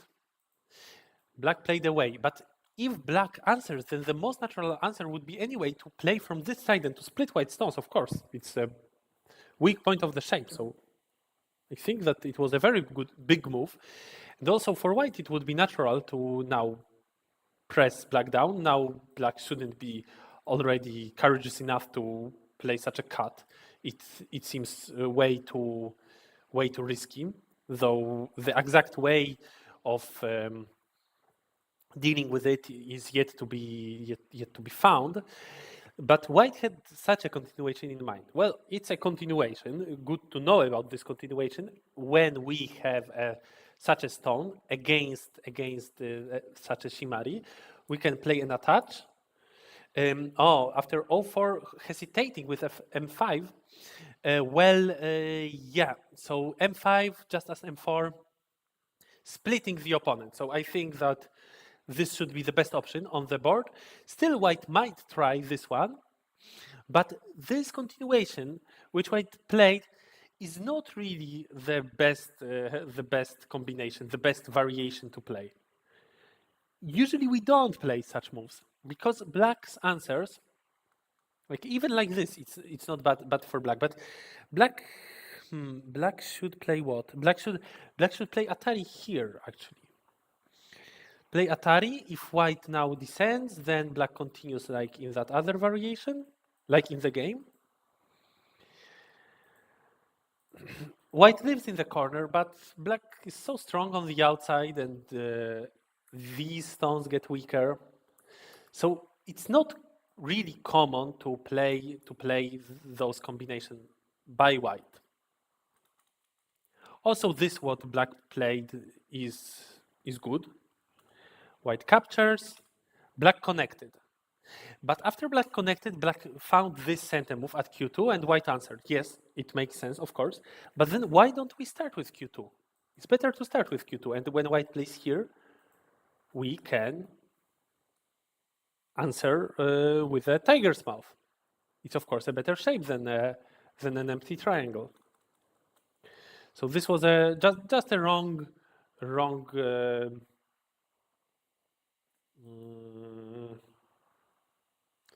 order of moves. If white cuts, then well, it's the same. It's the same. By the way, white might also consider not answering and just play freely somewhere else and play and play and play. But the corner is not completely alive. It's actually a famous. There is a famous tsumego, which looks like this, if I'm not mistaken. What can black do against white's corner? Black can play here, and then actually black has this descent, which kills white unconditionally. And how is that other life and death problem where we cannot descend, but we need to play this Ka? There is also another one, depending on what stones are on the outside. Anyway, white is at risk, at a big risk. So yeah, so black should descend. Instead, black connected and then descended.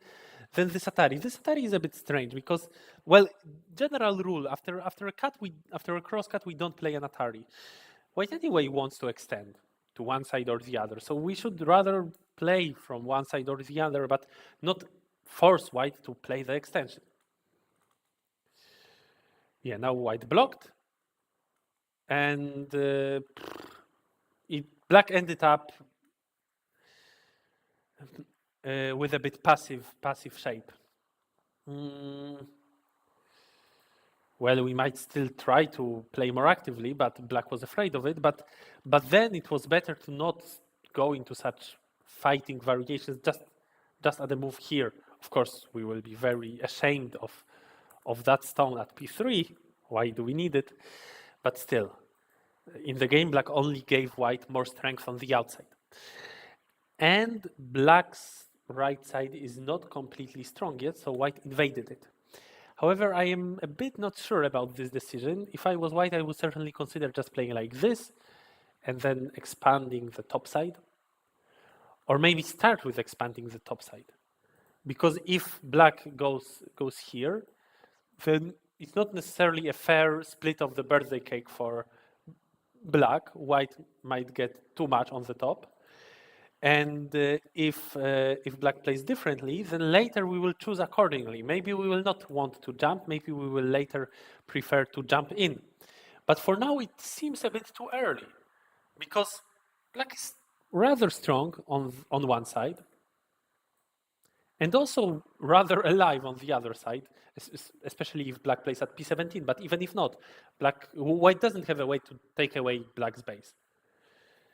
Invading in between of two strong groups doesn't make much sense. It's not interesting. It's interesting to invade if our invasion splits the opponent into two weak groups, or at least one of the groups will be weak after we split the opponent's stones, the opponent's formation. So white went in, black starts a fight. This is an unusual move. Of course, always we play this one and not Hane. And only after black's Hane we play this one, and it's a good exchange. 1-2 is a good exchange. Maybe white was afraid that black might play here, but then white can simply ignore, play from the side which is important, and accept the fourth line territory on the top side. Why not? So this was an unexpected move by white. Black simply strengthened the shape. Yes. And then white is a bit schizophrenic, or how to say. Basically, white has two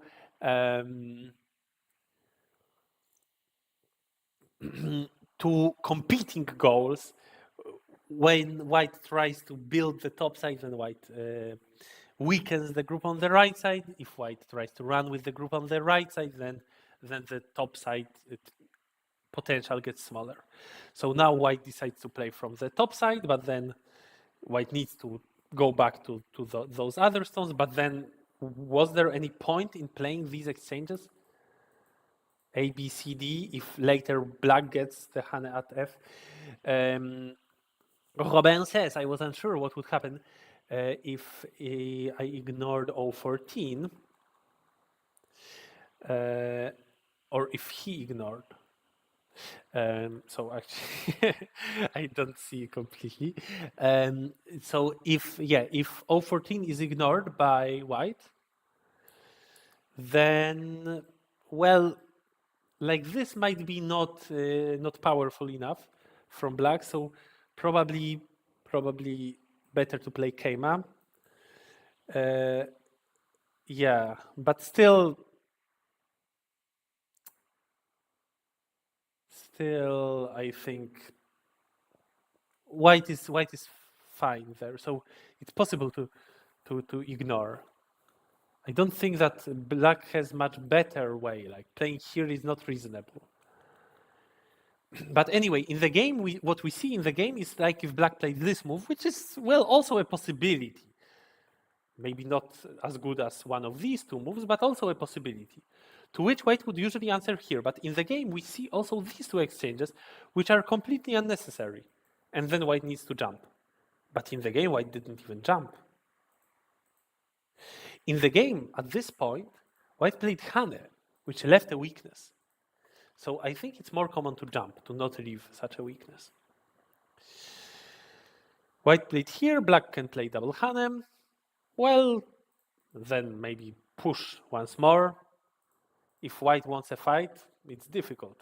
It's a very difficult fight for white. So maybe white is forced to play here, but then black can capture white in a ladder. The ladder doesn't work, all right, but doesn't matter. We can manage. In the game, black plays an even sharper move. Black cuts and goes down. White cannot capture these stones in a ladder, so white is forced to also go down. And then black plays from the outside.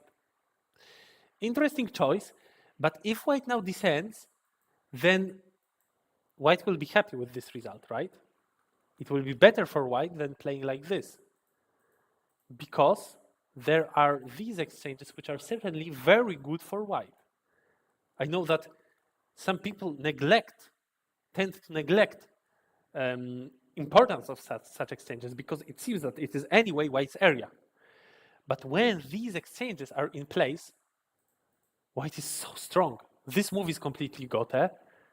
That move is completely gote. There is no option to ever peep white around here. But if those stones are not there, then all those options are quite good moves by black, quite possible continuations. So now, after playing all these exchanges, black cannot afford to give away the 3 stones, to play from the outside. After K15, the plan was to keep the stones. Yes, makes sense. Black needs to keep the stones, and then it becomes a chaotic fight. Chaotic. Black cannot play like this because then the stones die. This is also not reasonable. So black needs to play here. If white connects, then the white stones die. So white needs to maybe play here, but then white is very risky for white. Or maybe play Atari first and then connect.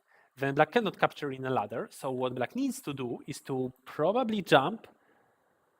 And as I said before, it's a very chaotic fight. I think that probably a compromise will be reached because black will not go all in for white's group. Rather, black will build a shape on the top side. White will build a base, and then the game continues. Is it good for black? Maybe. But quite difficult to judge. And it would be certainly an easier option to simply play from the outside. But in the game, white didn't go into this risky and chaotic variation. Instead, white just played Atari and connected. It looks maybe acceptable for white because black has such an ugly dumpling, but in fact, black can be happy because white will not get that next move, which is very big, but black will play here, yes, like it happened in the game. White answers, black still continues, and white cannot even extend. If white does, black plays a cut. White needs to connect, otherwise the 6 stones would die. And then black splits white. So white needs to answer from here. But if you look closer, then black still has a very annoying continuation. If white plays like this, white might finish up being split. But if white plays like this to connect everything, it won't work. So there is a very annoying agi left in white's shape. Maybe it's better to play this move, actually. Could it be? In fact, it could, but I don't know if it's true. Yeah, it seems so. Why not? A connection looks better. But it's also not guaranteed. Still, black might split white stones on the top.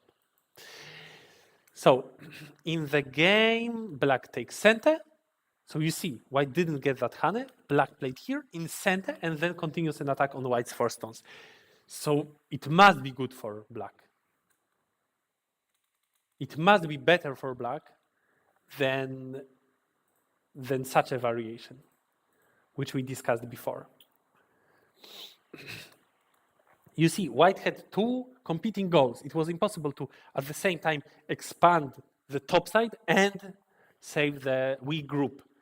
So white shouldn't try. White shouldn't play these center exchanges if then white has no power to continue. Then it is only a loss that white played those exchanges. So black doesn't try to cut white even. Black plays very simply, hoping that the game is already good for black. Indeed, it should be. White is afraid of that agi, so continues there. But this was maybe a bit slow. Maybe a bit slow. Maybe better to play on the left side. Quite a big move. Later, maybe we will have time to cause some trouble by an attachment at A. By the way, I saw the game review by AI, and AI was suggesting that at this point the game is not too bad for white if only white finds such a funny placement in black's area. But then I was also not too convinced by the continuation. Like, is it really risky for black? What happens? No one knows. In the game, black simply captured the stone to make sure that there is no weakness, and also Q13 will be a big continuation. Then white attaches at H2, yes, big move. But black still secures the shape on the outside and now cuts off white stones. So white got quite a big gain, but now the group is weak. I think that black should be still good in this game. In the actual game, black tries to split white, but white manages to connect everything. However, black gets a very good influence, and yes, and black is good. Black is good. Afraid there was something in my group on the right, but couldn't find the unhuman sequence.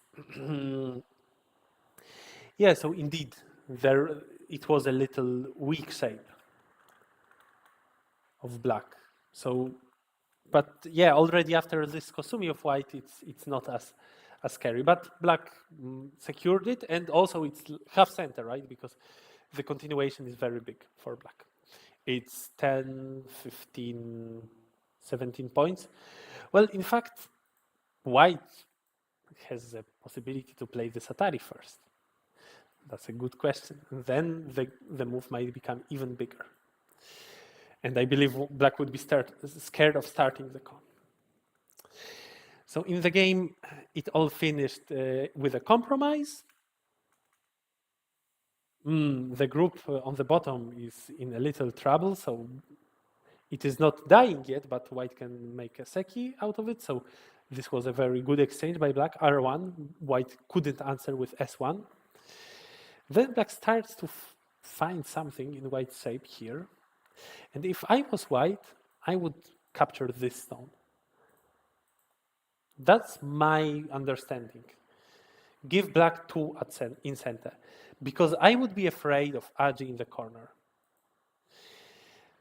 But in the game, I think it went better for white that white captured the other stones. As I understand, K6 is better than L6. K6 than L6. When? Here. Yeah, I don't know. Maybe yes, because white still cannot connect, right? If white plays here, then we have this Tesuji and this move. And if white plays this one, though, then white can connect. Then not sure. Not sure if it is better. If white can connect, then better to not let white connect. However, we might play like this, but still white connects. So I think that in the game it was a reasonable move, trying to split white. Then we didn't manage to split, but the result is satisfactory for black, I think. The attach at L, then the attach at L8. Yes. This should be probably better because white is under big trouble. But in the game, with that influence, black can still hope to get some points in the center. So anyway, white captures these two stones. It means black will be able to harass the corner a bit more. So black starts. And anyway, in the end, black plays at J5. Who is this good for? I think black is happy getting additional 15, 20 points in the center. Should be enough to win the game. White might continue like this, black might continue like this, or even more peacefully. I think black should have enough. Maybe this was not the best move. Maybe better to simply play here and then reduce black from other sides, because I don't see much point in playing here. Though it's also big. It's also a bit big. All right, then white plays Atari. Of course, good move. This, again, slow, not very big. This might be bigger. If black plays here, well, we can still enter from this side. But even if we add a move, then why don't we add a move here? Because there is this weakness. I see. All right, so I was confused. But anyway, if black plays here, we are able to give away the single stone. Then white reduces the corner a little bit. Yes, makes sense. And starts this harassment of black. Well played by white. So maybe with such a reduction of black's center, white can still be in the game. But this was a losing move, unfortunately. White should have, of course, played from the outside. Even if we don't have enough power to play this tiger's mouth, because we die locally, which might be true, I'm not sure. Even if it's still better to play like this, isn't it? Or like, actually, I can start with this Atari, right? If black connects, then we will connect back everything, or even continue like this. So black is forced to capture, and then we play here, and then what can black do? White reduces much more black's center than in the game. So this was unfortunately a losing move, and now black gets a lot in the center. And well, the game still held on, and in the end, black even managed to capture, like to live with 5 stones there. So the game was completely over. But even if that did not happen, the game was just better for black. All right, so this is it about this game. And we will move to the last one. And the last commentary will be finally in Polish, unlike all other here. So yeah, let's move on.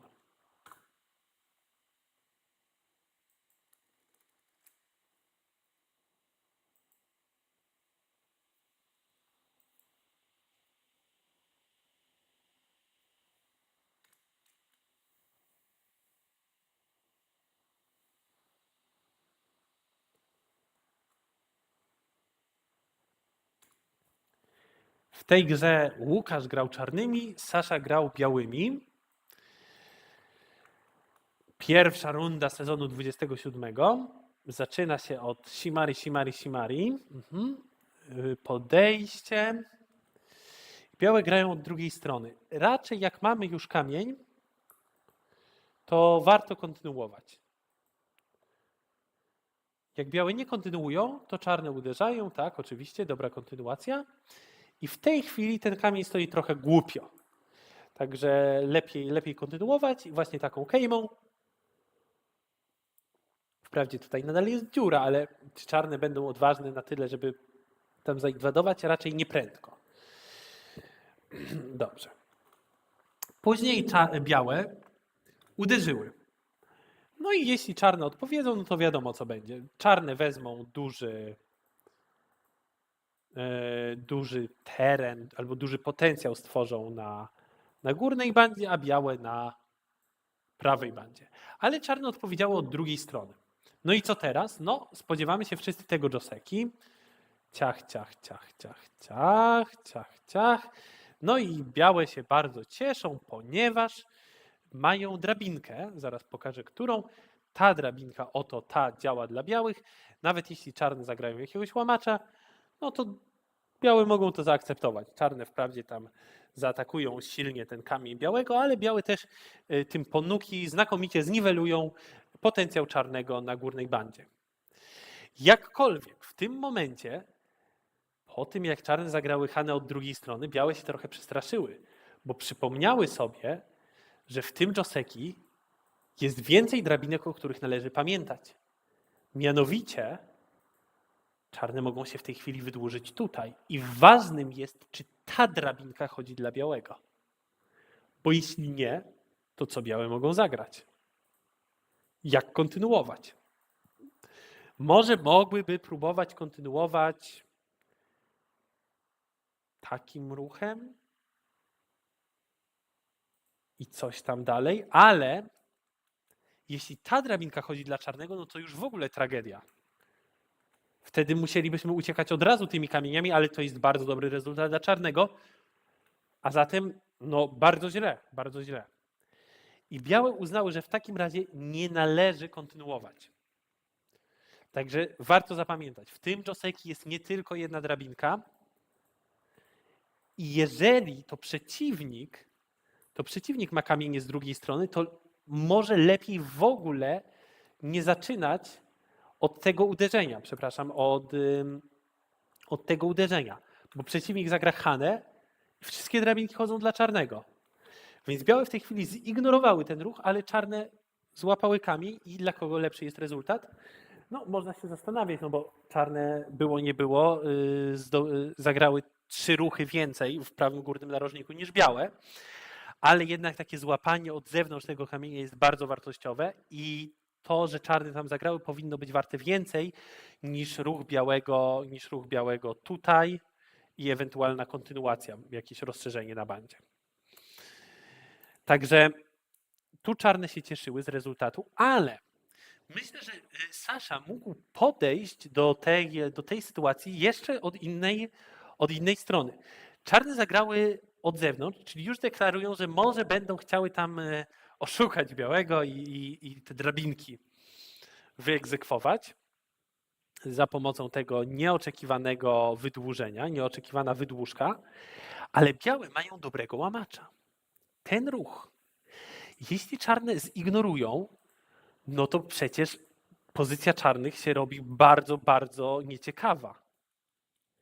A jeśli czarne odpowiedzą, to jak czarne odpowiedzą? Ten ruch jest moim zdaniem dobry sam w sobie. Możliwe, że czarne odpowiedzą tu, ale już to sprawia, że drabinka tamta najważniejsza działa dla białego. I jeszcze raz możemy sobie zobaczyć ten wariant. Ciach, ciach, ciach. Teraz ta drabinka działa dla białego, tak? No idealnie działa, idealnie. Może ta wymiana jest trochę na niekorzyść białych, no bo jednak jeśli czarne tak grają od zewnątrz, no nie wiadomo, czy białe będą w stanie to dobrze kontynuować. No a tutaj zagramy zwykłe joseki, teraz czarne nie będą próbowały nas oszukać z tamtymi drabinkami, tylko zagrają zwyczajne joseki. No i właśnie, no i czy to jest dobre? Czy teraz czarne mogą uciekać? No uciekać jeszcze nie mogą, ale mogą zagrać właśnie takiego łamacza i tak. No ale myślę, że jest to akceptowalne dla białego. Albo jeszcze inny pomysł, ale nie wiem czy dobry, to jest zagrać to wszystko aż dotąd i w tej chwili zagrać łamacza.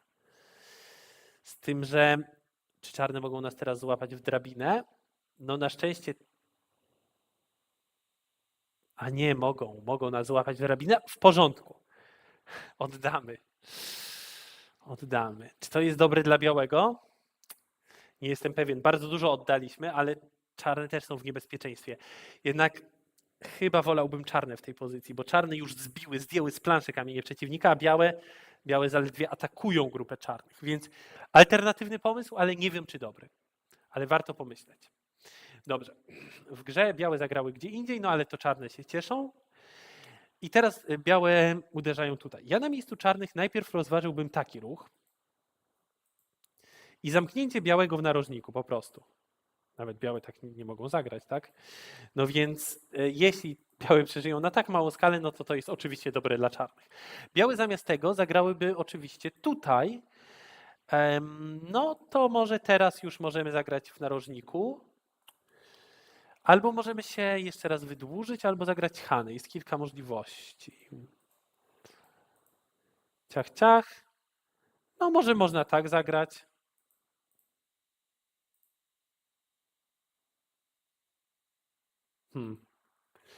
Czarne mogłyby coś takiego na pewno rozważyć. Czarne zagrało od narożnika, ale po co ratować punkty w narożniku, jeśli tam już jest kamień na G17 białych, który je niweluje. No ale dobra, może wcale nie mam racji. Ruch na B17 dużo punktów ratuje. W porządku. Białe zagrały tygrysią paszczę, bardzo ładny ruch. To też jest duży ruch czarnych. Białe mogą rozpocząć ko, tylko że nie wiem, czy mają do niego groźby, na których za wiele nie stracą, a czarne zawsze mogą się wycofać. Czarne póki co grają hasami od drugiej strony, no tam też jest dużo punktów do wzięcia na górnej bandzie, ale białe najpierw uderzyły, mądry ruch i później Hany, też bardzo duży ruch. No, czarne tam nie zagrały, więc my tam gramy. Swoją drogą warto wspomnieć, że ta wydłużka czarnego jest trochę taka nietypowa. Może lepiej zagrać gdzieś tu albo tu, bo po wydłużce jest bardzo nieprzyjemne agi. Białe mogą rozciąć i wprawdzie czarne są w stanie uratować swoje kamienie, ale zazwyczaj nie jest to dobry pomysł, bo powstaje bardzo duże agi. Bardzo duże agi. Jednakże, no nie wiem, może z tym kamieniem wspierającym na O17, kamieniem w A, mamy wystarczająco siły, żeby zagrać w 12, a więc to agi nie jest aż tak bolesne. No ale agi pozostaje. Problem jest taki, że białe nie muszą tego grać od razu. Białe mogą to zagrać kiedykolwiek w grze, więc pozostanie taka słabość wredna. Białe grają póki co Hany, no i jest bardzo duże, żeby odpowiedzieć, przeżyć, zdobyć punkty.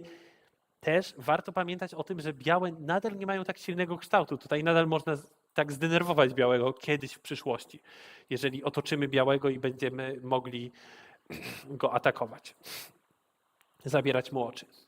Natomiast czarne to zignorowały, co jest nietypowym wyborem, bo jednak ten ruch jest strasznie duży. Albo może nawet lepiej zagrać tak. Jeśli czarne połączą, to białe już zyskały bardzo dużo. Jeśli czarne tu, no to białe mogą się cały czas wśliznąć i może nawet się połączyć. No a przede wszystkim to już w tej chwili białe bardzo dużo na tym zyskały. Także to bardzo duży ruch, ale czarne ignorują, białe też ignorują, grają wyskok o 2. Trochę taki nieuczciwy kształt, niepoprawny. Lepiej skakać o 1, co do zasady. Białe skaczą o 2, mając nadzieję, że nie zostaną tutaj rozcięte, ale słabość jest i ta słabość zostanie wykorzystana. Wprawdzie może teraz jeszcze nie może być wykorzystana, ale w przyszłości będzie mogła być wykorzystana. Czarne się więc przygotowują do tego ataku. Cały czas największym ruchem jest ruch tutaj. No bo olbrzymi narożnik, baza czarnych, no i też pośrednie wsparcie tej grupy na górze. Pośrednie wsparcie. Białe póki co odpowiadają. Czarne kontynuowały, no i właśnie, i teraz na białych się zemścił ten trochę niepoprawny kształt, bo teraz czarne uderzyły. Białe powinny były pewnie zagrać tutaj. Wtedy nie byłoby już słabości, co więcej, byłaby trochę aktywowana słabość tamta. Czarne jeszcze raz pchnęły, no i właśnie, i uderzenie. No i nie da się teraz połączyć niestety kamieni, jeśli zagramy tu, to czarne tu, no więc źle to wygląda dla białego. Białe w związku z tym zmieniły temat.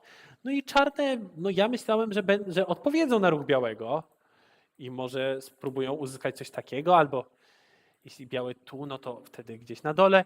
Tak czy siak, no ten ruch w jeden jest dość duży, albo może będą grały od tej strony. Tak czy siak, tak czy siak, tak czy siak. Ważnym jest, żeby tak atakować białego w całości. Nie trzeba tutaj dobijać już i tak martwej grupy, a czarne ją dobiły.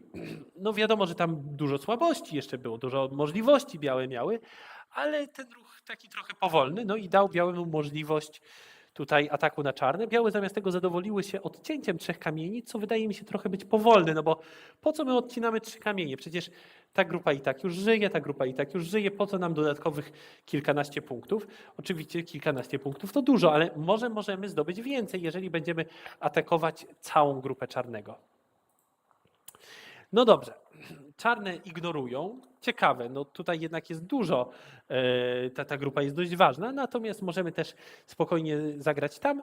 Też myślę, że dużym ruchem byłoby zagranie gdzieś na bandzie. No, możemy sobie stworzyć olbrzymie mojo. Jeżeli białe się zdecydują na taki zwykły podział tortu, no to coś bym się obawiał, że kawałek czarnego jest większy niż kawałek białego. Czarne zamiast tego wysadzają desant. No i teraz od tej strony. Ciekawe, tak raz tu, w porządku. Można i tak. Nie wiem, czy ja bym nie wolał szybciej uciekać tam do zewnątrz, ale tak też można. Białe znajdują słabość kształtu czarnego, czarne teraz, no tak, to wszystko poprawne zagrania. I czarne grają bardzo bezpiecznie. Tu zabezpieczają swoją grupę. Białe muszą atakować jedyną słabą grupę czarnego. Dla kogo teraz dobra jest gra? Tam mamy cały czas duży ruch. Taki w zasadzie w centę możemy zyskać już kilka punktów. Nie musimy kontynuować, co ważne. Nie musimy teraz zbijać. Już samo to nam daje dużo punktów. Uniemożliwia, ponieważ uniemożliwia czarnemu zagranie takiego josa, prawda? No więc białe możemy powiedzieć, że to mają w centę. No i teraz kto ma ile punktów? Tutaj no to tak z 25 jak nic, 35, 50, 60 czarne mają spokojnie. No i niewiele więcej, no potencjał oczywiście. Czarne mają 60, a białe mają tak. No tutaj jeszcze czarne się mogą połączyć niestetyż. No więc białe mają tak 5, 15, 35, 45, 55 komi. A ile tam liczyliśmy dla czarnego? Chyba 60. Czyli gra jest mniej więcej równa, jeśli chodzi o pewne terytoria. No a teraz pytanie, kto ma więcej potencjału. No więc tak, tutaj to wszystko może paść ofiarą czarnego. Czarne mogą to połknąć z łatwością. Poza tym czarne mają mnóstwo potencjału tutaj. Wystarczy się rozszerzyć. Ale czarne mają słabą grupę. Więc w związku z tym białe jeszcze cały czas pozostają w grze. Gdyby nie było słabej grupy, no to gra byłaby dobra dla czarnych. Teraz tak. Co powinny białe grać? Moim zdaniem powinny zagrać od tej strony. Niech tam czarne próbują zabezpieczyć tę grupę, ale my zburzymy czarnemu potencjał. To bardzo ważne, żeby zburzyć potencjał i przy okazji sami sobie zdobędziemy parę punktów. Jeśli dobrze pójdzie, to nawet ostatecznie nie utracimy tych kilku kamieni w centrum i wtedy białe mogą wygrać tę grę. Chociaż czarne nadal ze swojego potencjału będą w stanie sporo uszczknąć, no ale my też coś dostaniemy na prawej bandzie. Białe atakują od tej strony, wyciskają czarnego na stronę prawą i teraz próbują brać punkty po czwartej linii. To też jakiś pomysł. No nie wiem, który lepszy. Natomiast trochę bym się obawiał teraz o los tych 3 kamieni w centrum. No ale nie wiem, może pomysł białego był lepszy. Białe teraz grają podwójne hany bardzo aktywnie. Czarne po prostu się zabezpieczyły, po prostu dobry kształt. Białe tak grają, no tak, żeby połączyć swoje kamienie, to też ma sens. No i na prawej bandzie. Wydaje się, że białe tak strategicznie dużo zyskują, prawda? No bo tutaj udało się to w miarę połączyć. Tam to raczej białe są, a nie czarne. No, na dolnej bandzie czarne coś zyskały. Natomiast no, cały czas czarne mają tutaj potencjał, cały czas tutaj jest słabość, no i czarne mogą całkowicie zagrozić białemu, jeśli będą kontynuować na dole. Wniosek z tego wszystkiego jest taki, że prawdopodobnie już w tej chwili gra była dobra dla czarnego, no bo tego potencjału jest po prostu zbyt dużo i nawet jeśli białe zdążą zagrać i na prawej bandzie, i w środku, to i tak będzie białemu trudno. Poza tym czarne nadal mają tutaj taki ruch wredny, więc może lepiej białe by zrobiły, gdyby zagrały, nie wiem, na czwartej linii, no ale wtedy z kolei czarne mogą atakować na drugiej, więc nie jest łatwo. Także widać, jak bardzo przydają się czarnemu tutaj takie silne kształty. Przez to, że czarne mają takie silne kształty, właśnie przez to są później w stanie grać takie ruchy jak w A, no i też przez to właśnie białe nie są w stanie samemu zagrać jakiegoś uderzenia, takiego czy takiego, no bo czarne są zbyt silne, nie ma w co uderzać.